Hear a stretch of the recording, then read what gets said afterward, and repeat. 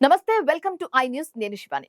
ఒకప్పుడు ఆకాశాన్ని తాకే భవనాలు, లగ్జరీ కార్లకు ఫేమస్ అయిన దుబాయ్ ఇప్పుడు ప్రపంచంలోని కోటీశ్వర్లకు కొత్త ప్లే గ్రౌండ్ గా మారింది.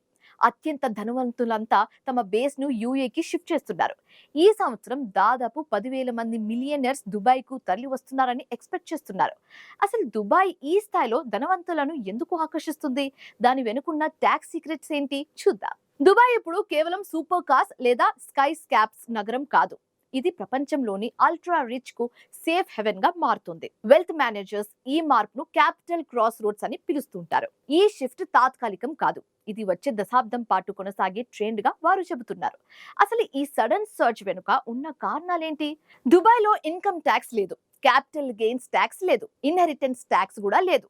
ట్యాక్స్ లేని ఈ పాలసీనే దీనికి పెద్ద అట్రాక్షన్ గా చెప్తుంటారు. అంతేకాదు, దుబాయ్ ప్రపంచంలోనే అత్యంత సురక్షితమైన నగరంగా పిలువబడుతుంది. అక్కడ హై అండ్ హెల్త్ కేర్, నమ్మదగిన ఇన్ఫ్రాస్ట్రక్చర్ ఉంది. వీటికి తోడు world class schools, luxury real estate మరియు ఆసియా, ఆఫ్రికా, యూరోప్లకు సులభమైన ట్రావెల్ యాక్సెస్ ఉండడం హై నెట్ వర్త్ ఇండివిజువల్స్ కు అనుకూలమని చెప్పొచ్చు.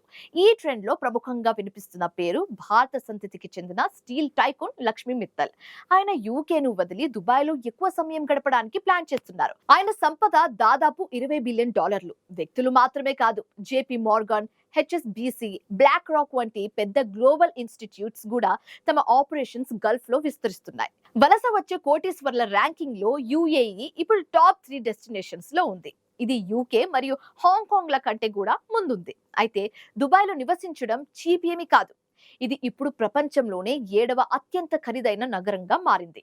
రియల్ ఎస్టేట్ ప్రైసెస్ మరియు లగ్జరీ రెంట్స్ భారీగా పెరిగిపోయాయి.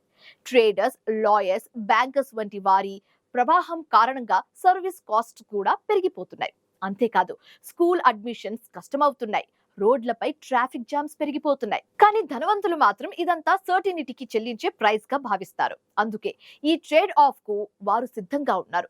దుబాయ్ ఇప్పుడు కేవలం ఒక ట్రాన్సిట్ హబ్ కాదు, గ్లోబల్ వెల్త్ కు శాశ్వత బేస్ గా మారుతుంది. ఈ కోటీశ్వర్ల వలస యుఏఈ ఎకనామీపై ఎలాంటి ఇంపాక్ట్ చూపిస్తుందో చూడాలి.